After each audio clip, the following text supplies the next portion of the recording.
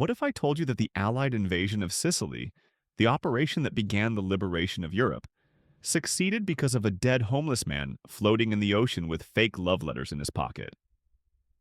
That British intelligence dressed a corpse as a Royal Marine officer, gave him a fictional identity, invented an entire fake life for him, and set him adrift off the coast of Spain carrying documents so convincing that Hitler himself redirected entire armies based on information found on a dead man's body?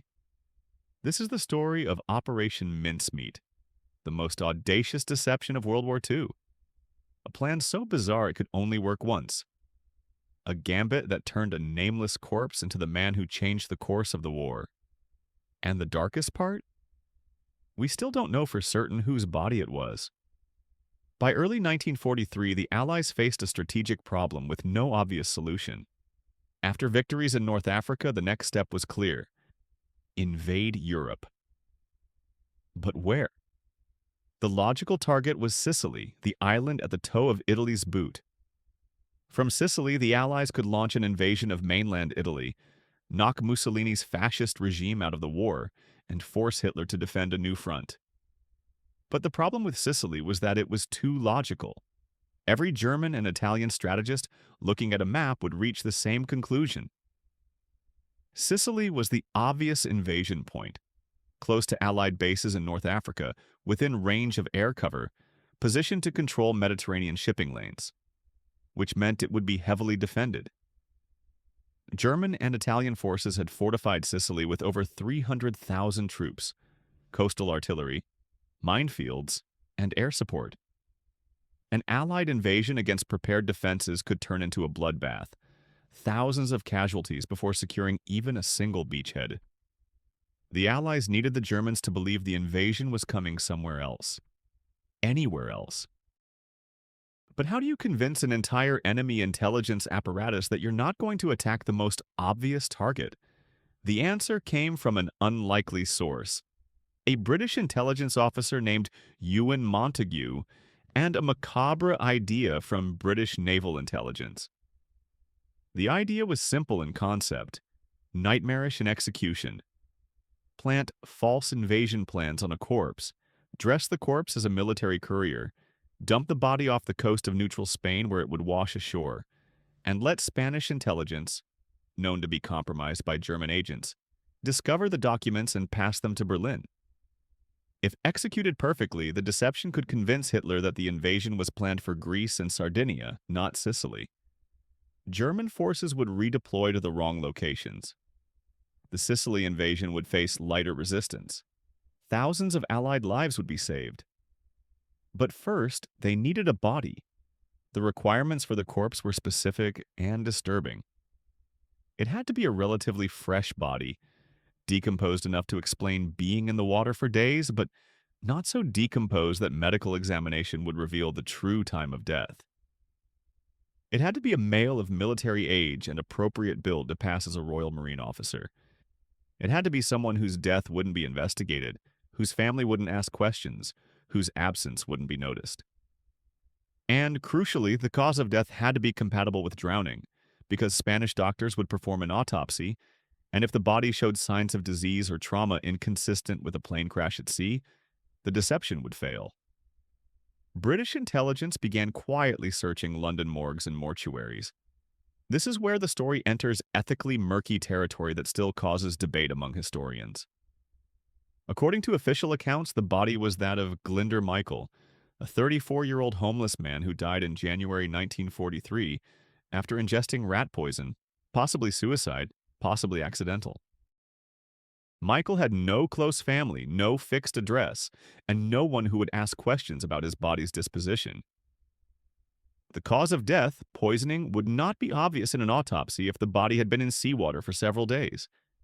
He was, from an intelligence standpoint, perfect. But here's where doubt enters. Some historians question whether the body was actually Glyndwr Michael's. The evidence is circumstantial. Records were sealed for decades. And there are suggestions, never proven, that intelligence services might have used a different body and created the Michael identity as cover. We may never know the truth with certainty. What we do know is that by late April 1943, British intelligence had acquired a body suitable for their purposes. Now came the harder part, creating a completely convincing fictional identity for a dead man. The body would become Major William Martin, Royal Marines, attached to Combined Operations Headquarters. But to convince German intelligence, Major Martin couldn't just be a name on forged documents. He had to be a real person with a real life, complete with personality, relationships, habits, and history. The team assembled to create this fiction included some of Britain's most creative minds: intelligence officers, writers, forgers, and even Ian Fleming. Yes, the future creator of James Bond, who was then working in naval intelligence. They began with the documents Major Martin would carry. The crucial item was a personal letter from Lieutenant General Archibald Nye to General Harold Alexander, commander of British forces in the Mediterranean. The letter discussed Allied invasion plans, mentioning Greece and Sardinia as targets while treating Sicily as a diversion, the exact opposite of the truth. But German intelligence would be suspicious of finding such convenient documents. They'd look for authentication, for context, for the small details that prove authenticity. So the team created layers of supporting evidence.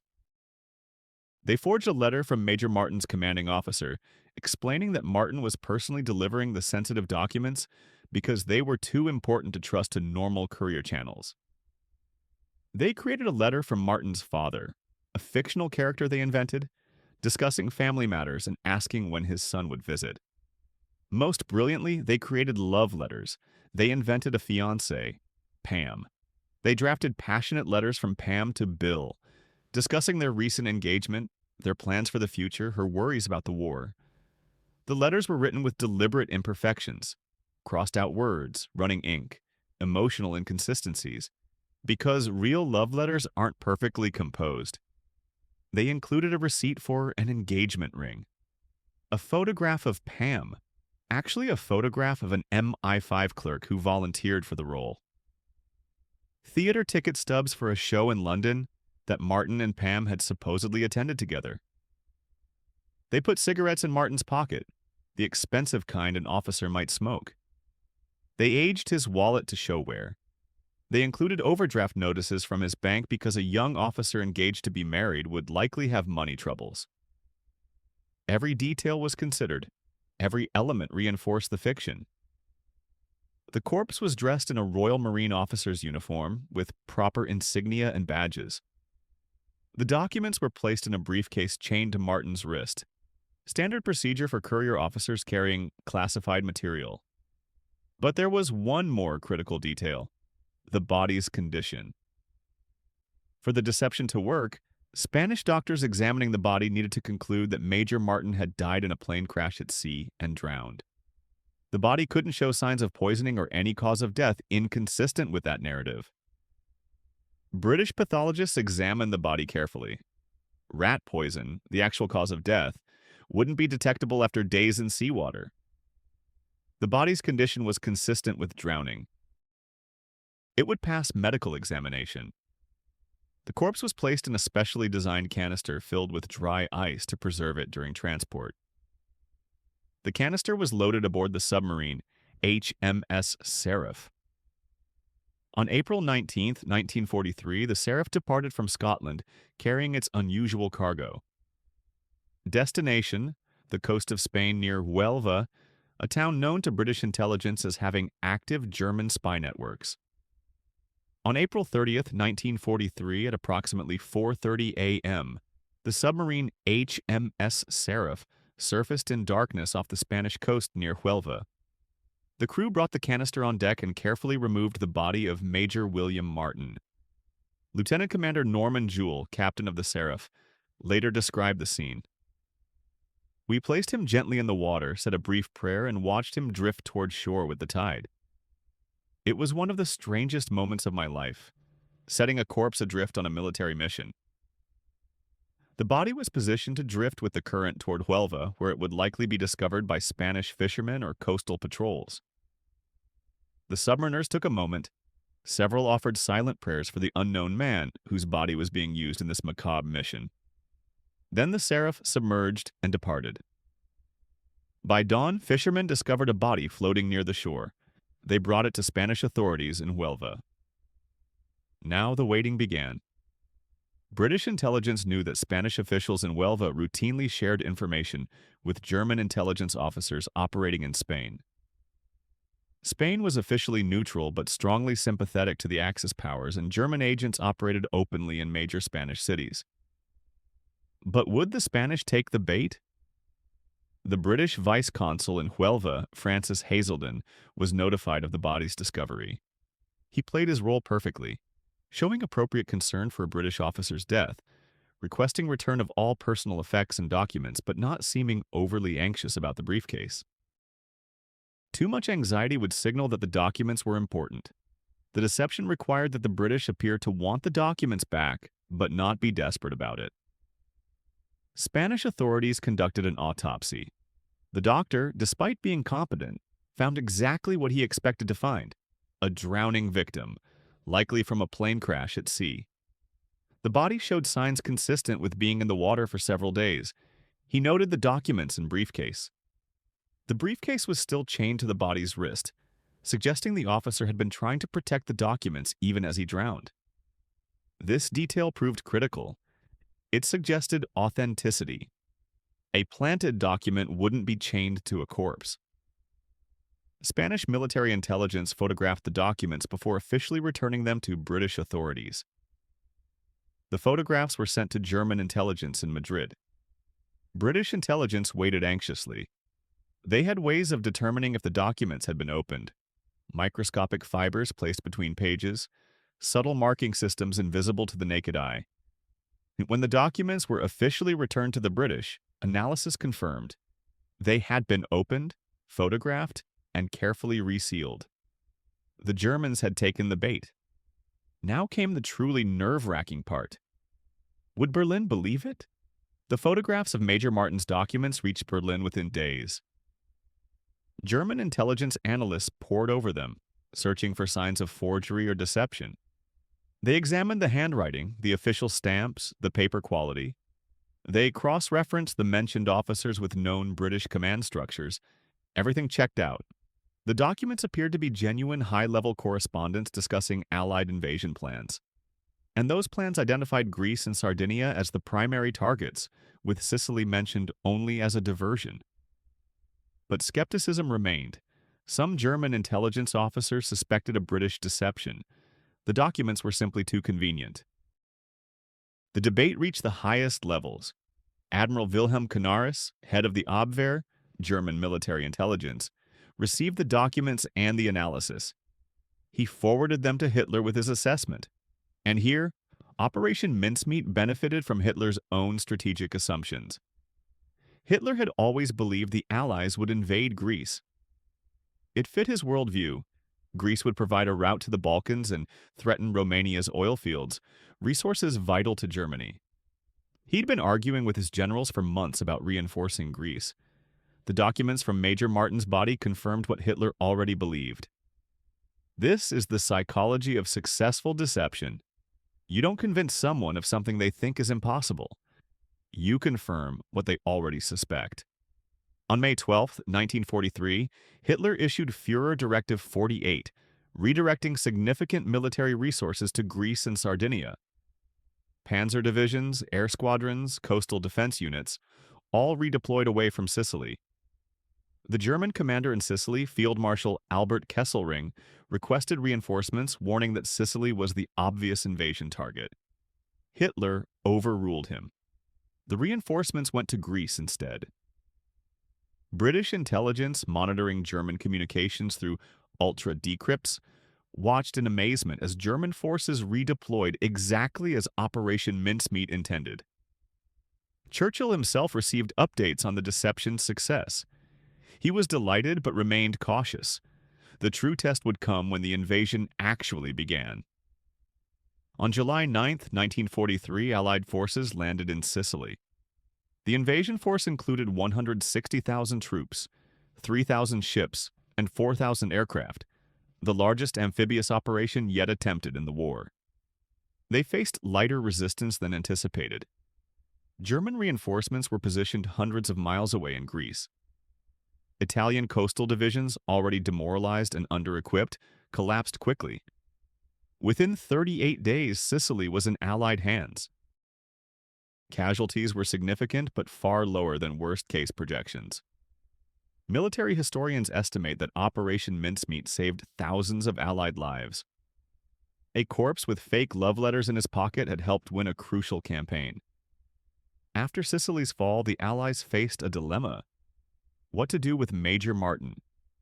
The body had been buried with military honors in Huelva's cemetery. Spanish authorities, believing him to be a British officer who died in the line of duty, had conducted a proper military funeral. To this day, a gravestone in Huelva bears the inscription, William Martin, born 29th March, 1907, died 24th April, 1943. Beloved son of John Glinder Martin and the late Antonia Martin of Cardiff, Wales, R.I.P. Nearly everything on that gravestone is a lie.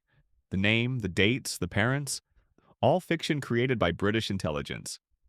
But the grave is real and the body buried there deserves respect, whoever it actually was. Operation Mincemeat remained classified for decades. The full story only emerged in the 1950s when Ewan Montague published The Man Who Never Was, a book detailing the operation.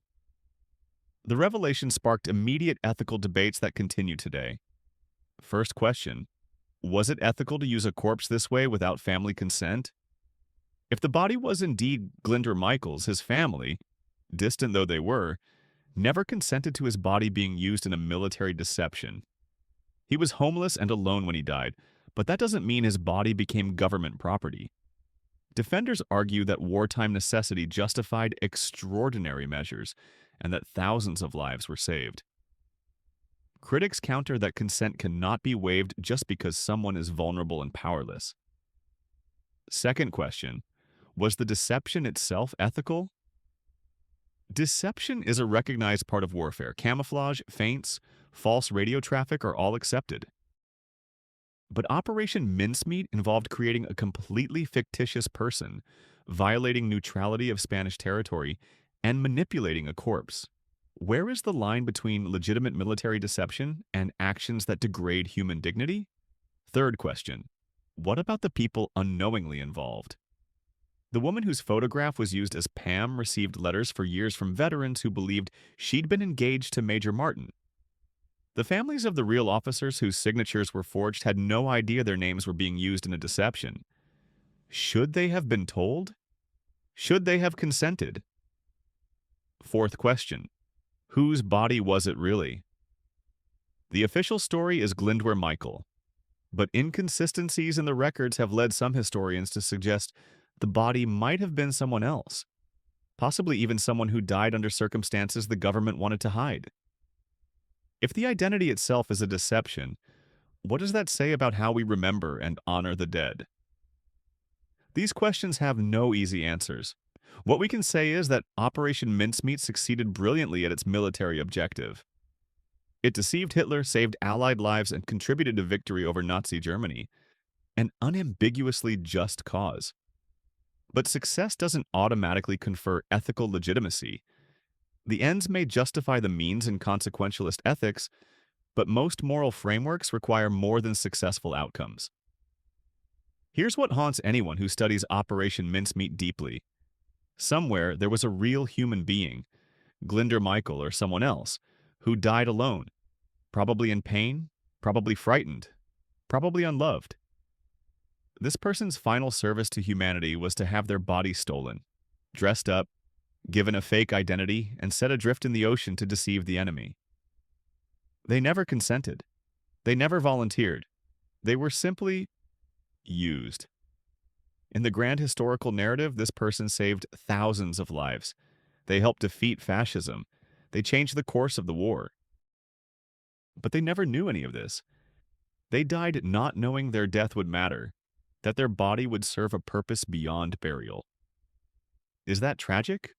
Or is there something meaningful in the fact that even in death, even as a homeless person whom society had failed, this individual contributed to something greater than themselves? The question reveals our deepest anxieties about meaning, value, and human dignity. Society failed Glyndwr Michael in life. He was homeless, desperate enough to eat rat poison, so isolated that no one claimed his body. But in death, he, or whoever the body actually was, became a war hero. Does that redemption make the story less tragic or more? The people who knew the truth grappled with this. Ewan Montague, who planned Operation Mincemeat, wrote sensitively about the unknown man whose body made the operation possible.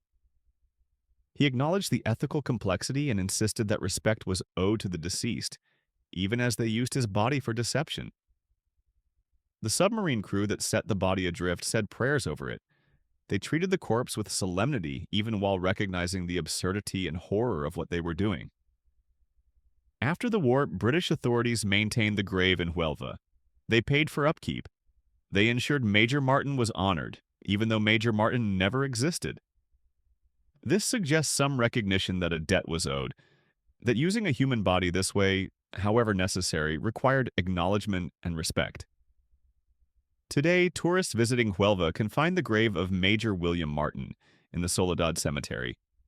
The headstone identifies him as a beloved son, lists parents who never existed, marks a death date that's fiction.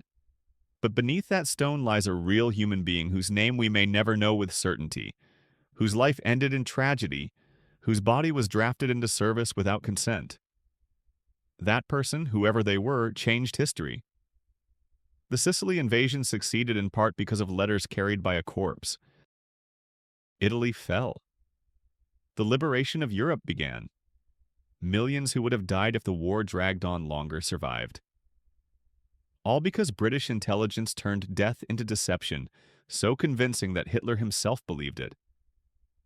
Operation Mincemeat was brilliant. It was necessary.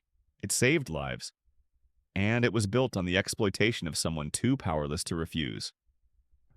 Both things are true. Both things matter. This is the nature of war. It forces impossible choices. It makes monsters of moralists and heroes of corpses. It asks us to calculate lives against lives, dignity against necessity, truth against survival. Operation Mincemeat succeeded because the people who planned it understood something profound about deception. The best lies aren't built on fabrication alone. They're built on truth. A real body, real water, real documents crafted with such care that every detail reinforced the fiction. The only thing that wasn't real was Major William Martin himself. But in a sense, he became real. The grave is real. The honor is real. The impact he had on history is undeniably real. A man who never existed changed the world. And the man who did exist, the homeless, desperate person who died alone in London in 1943, will never be forgotten, even if we can't be certain of his name. If you visit Huelva today and stand before that grave, you're standing before one of history's strangest monuments.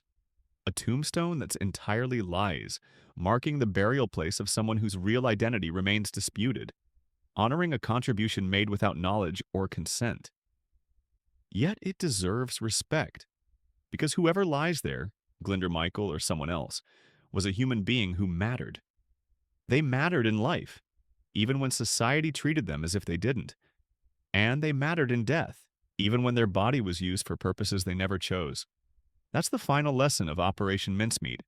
Even the powerless can change history. Even the forgotten can be remembered. Even death can serve life. If this story moved you, challenged you, or made you think about dignity, deception, and the cost we're willing to pay for victory, then hit that subscribe button. History's most important stories are often its strangest, and its most morally complex. The man who never was deserves to be remembered, and the man who actually was, whoever he was, deserves that too.